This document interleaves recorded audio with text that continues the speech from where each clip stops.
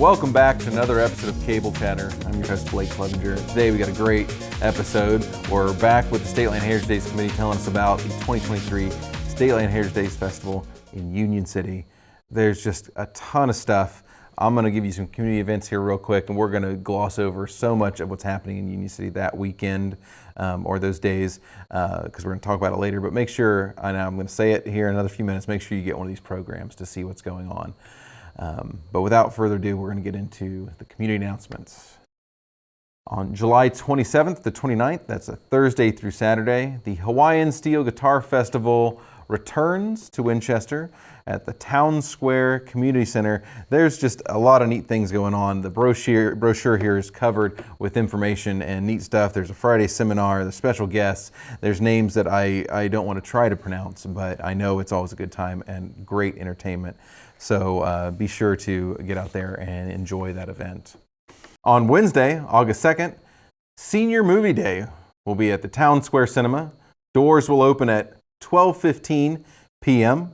Around that same time, the State Land Heritage Days kickoff luncheon will be held at the Union City Elks Lodge. That's at 11:30 a.m. See one of the State Land Heritage Days chair people for tickets, and that gets everything started for the festival in Union City. On Saturday, August 5th, the annual book sale for the Union City Public Library will be in the front lawn of the library from 9 a.m. to noon. Also, that same evening, Saturday, August 5th, Hip Sips Music Festival will be returning to Goodrich Park in Winchester, and that begins at 6 p.m. On Saturday, August 12th, Cowboys and Cops Championship Rodeo will be at Harder Park in Union City, and that begins at 7 p.m. That's a neat event, lots of activity, lots of entertainment, lots of food, and different things to do. Get out to Harder Park and enjoy that one. On Saturday, August 19th, Cook and Bell returns to Goodrich Park for the free summer concert series at 7 p.m. On Saturday, August 26th, Tantrum will be at Artisan Crossing in Union City as part of the free summer concert series, and that begins at 7. The following Sunday, August 27th, the third annual Motor Madness will be at the Winchester Speedway. That's free admission. That begins at noon. There's been a lot of neat things happening at the Speedway. A documentary, a new sign, all kinds of neat stuff happening out there. So this will be a great time to get out there for free and see what's going on out there and enjoy a neat event. There's just a ton of stuff happening in Randolph County as we wind down the summer or get into the best part of it, some people might say. So just make sure you get one of these flyers. See what's going on in Union City. We're going to talk about it real quick. Get one of these so you know what's going on. There's things on Facebook and happening all over the place in Randolph County. So just enjoy what Randolph County has to offer and have a great rest of the summer.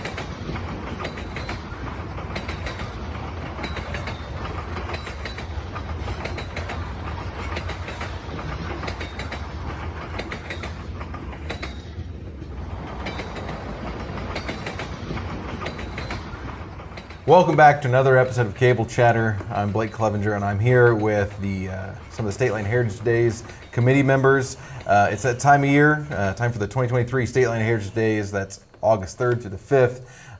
I've looked through this brochure just a little bit, and there's a ton of stuff in here. I didn't have the time to really dig into it, and I wouldn't be the expert anyway. I have the committee members here to tell us all about what's going on. It's been a great festival in the last couple of years, and I know we've got some new stuff, some returning stuff, just a lot of good stuff in here. But I'm going to let you guys tell me about what do we have to look forward to this year. Okay, well, first of all, we're glad to put on another nice show for everybody. We are going to try to focus on right now on our raffles. We have a Golden Boy 22 rifle. The tickets are $10 a piece. And backed by popular demand that we haven't had for 2 or 3 years is the golf cart raffle. So it's on the brochure. It's on the front page. It shows a picture of the golf cart. Those tickets as well are $10.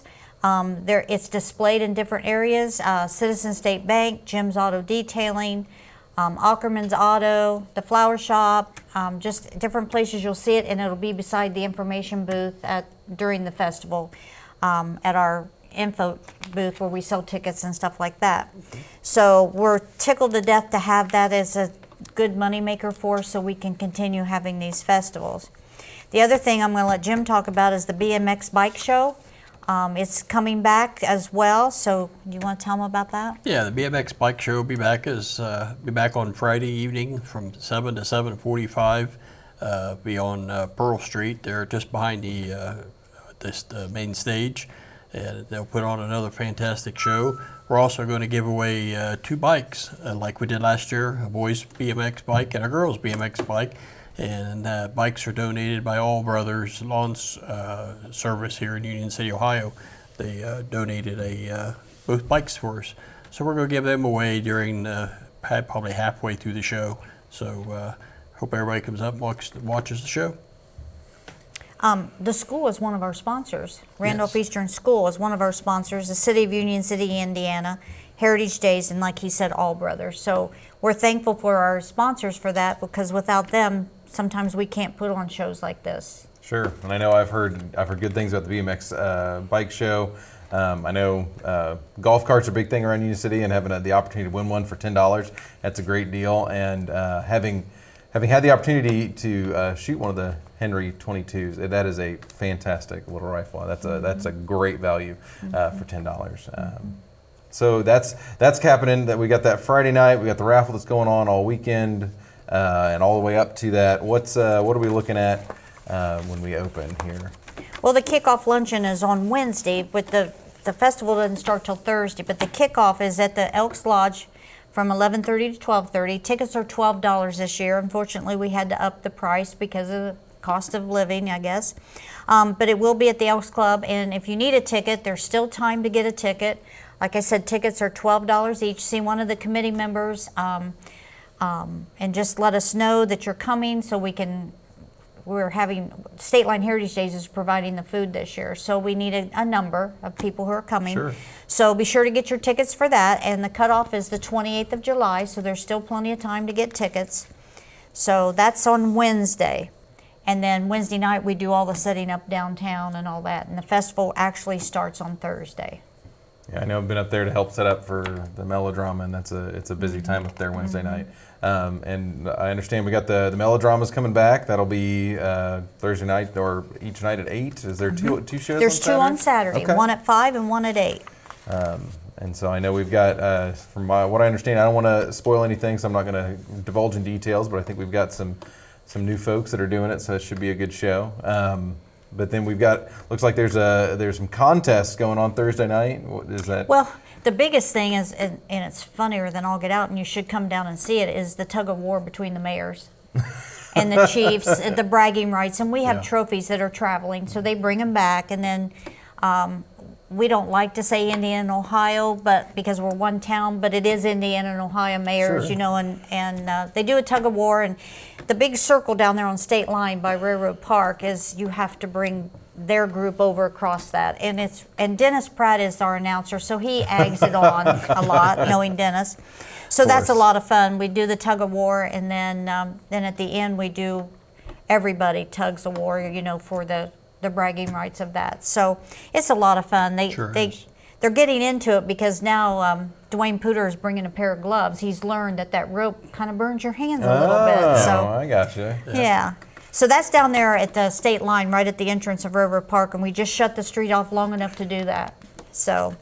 That's a neat event. That's cool. And Jan Ackerman is going to be dancing in front of the stage from 7 to 7:30, and he hasn't been there for a while, so they came back and they're going to do some dancing and the melodrama. And we have a new group, Limited Time.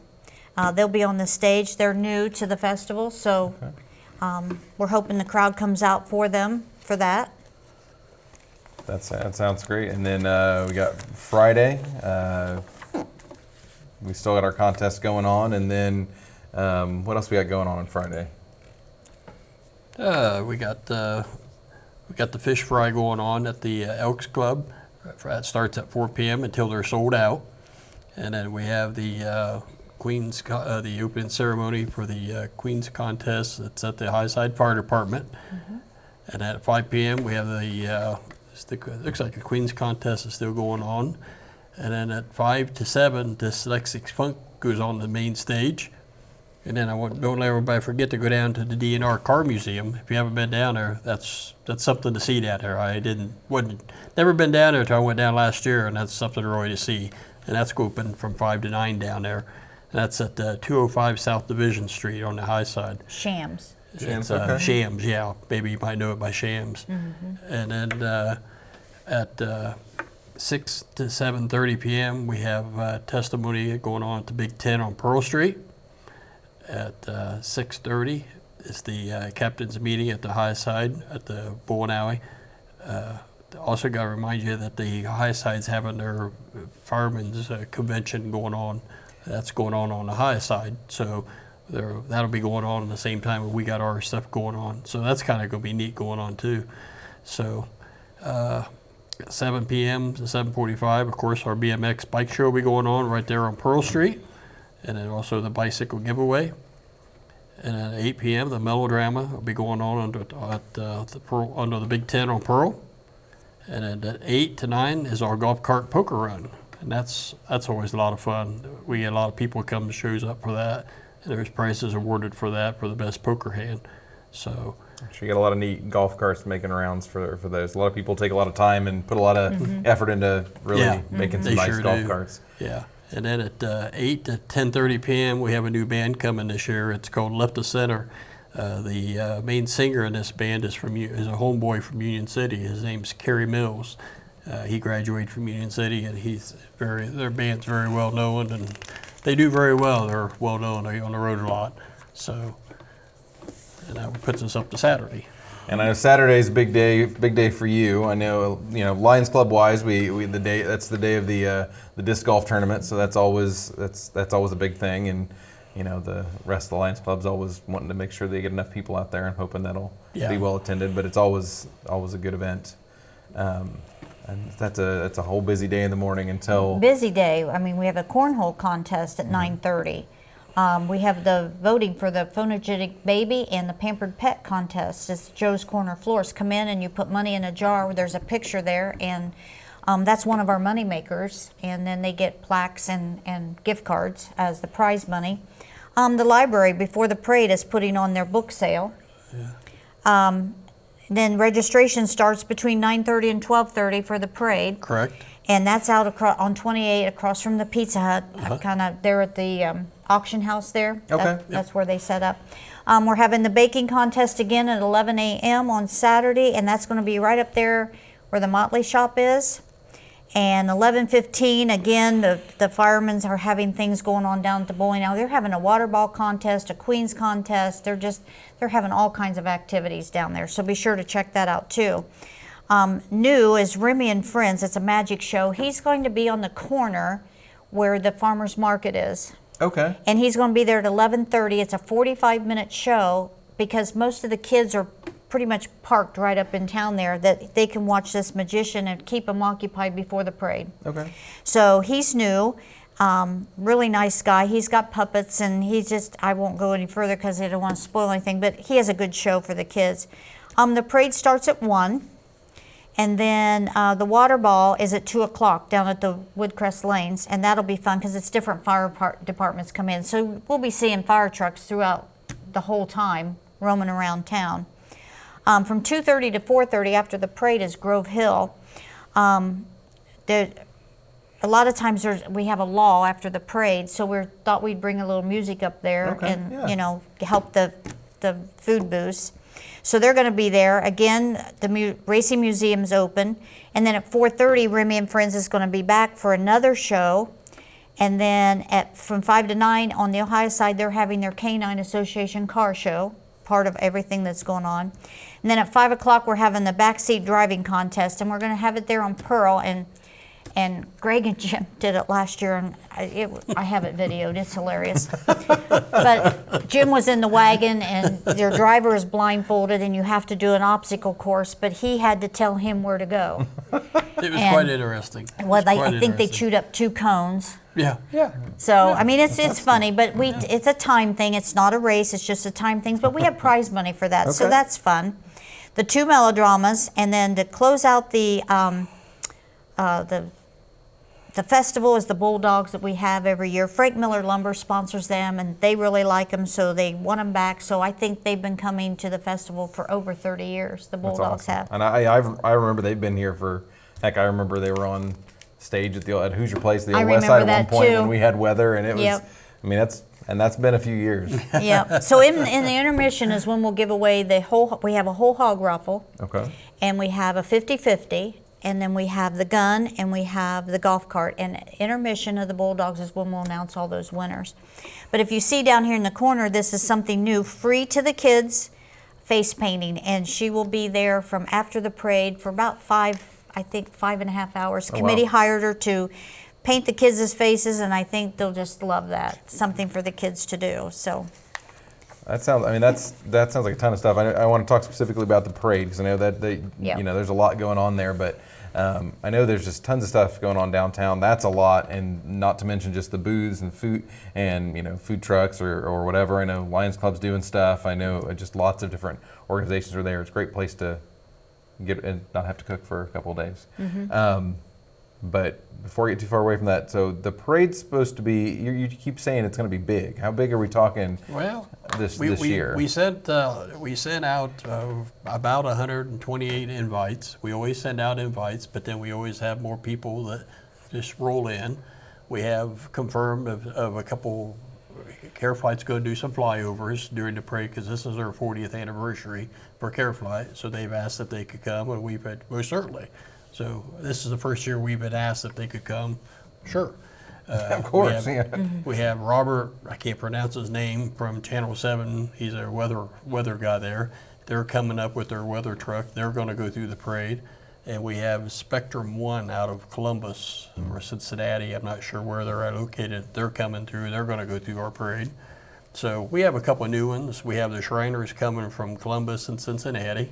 They're bringing their little rocket trucks, and they're bringing their Jeepsters. So, and I'm not sure if they're bringing anything else. They've said they won't tell me what else they're bringing, so I'm not sure. They just asked, they need 2 city blocks for their performances throughout the parade. Wow. So I don't know what else they're bringing. So we have Cooper Farms is bringing quite a bit. I don't know what yet. They asked for 200 feet of parade space. So I'm not sure. This is their 80th anniversary, Cooper Farms. Okay. So they're having a big celebration. So they were at for sales poetry days, and they had quite a bit of a display up there. So they're coming to our parade. So that's awesome. I'm not sure whatever else shows up. I mean, we're having a lot of fire apparatus. With the firemen's convention going on, there should be sizable. Right. We're having a lot of fire apparatus coming. We're going to something new this year. We're going to make firemen a little bit upset, but I think some of them will understand. We're going to ask a new fireman to shut their sirens and all their noise rackets off at the library and keep them quiet till they get to Oak and Pearl or Columbia and Pearl Street because it's echoes so loud through the downtown. Oh, sure. And the elderly wear hearing aids, and some of them, when they're sitting there, they can't hear what the announcer's announcing, who they are, and who won their stuff. There's plaques given away, there's ribbons given away, and nobody can hear who's winning or where they're from. And then people are sitting along there, and they're moving closer every year to that announcer stage to hear what's going on for the festival too, because our announcer announces everything going on, what's happening. So we're going to tell them now to halt their sirens just for that 3 blocks. Sure. So, and I think they'll be all right with it. I mean, our departments are okay with it, but our visiting departments will have to educate them a little bit. Sure. So, and I don't think it's a problem. I mean, I think they'll be cooperative with it. But I think we're all set for it. We're ready. I mean, I recruited a few extra helpers this year from the Lions Club. So I think we're ready to go. Like always, everything falls into place. I'm sure it will. So, that sounds like a lot. Yeah. So I mean, Are we looking at like an hour parade, hour and a half? Maybe we'll probably say an hour. I'll say an hour and 25 minutes, maybe. We'll see. I don't know until it hits us on Saturday. Or, Sure. I'll know on Friday night when we start staking it. We don't stake it till Friday morning, early Saturday morning. We're usually done about 3 o'clock in the morning staking it because everything comes in so late. Sure. And that's the safest time for us to do it. And the police department works with us great. The fire department works with us at night, helping us. So we have the city works with us fantastic. I mean, the mayor, Eric Hyatt, and Lance, they will be out there helping us on Friday morning or Saturday morning, helping us stake it. And it's just great teamwork. I can't say enough how the city helps us. So That's fantastic. I couldn't do this job without the help of the city and the police department, and the fire department. They do a fantastic job helping us.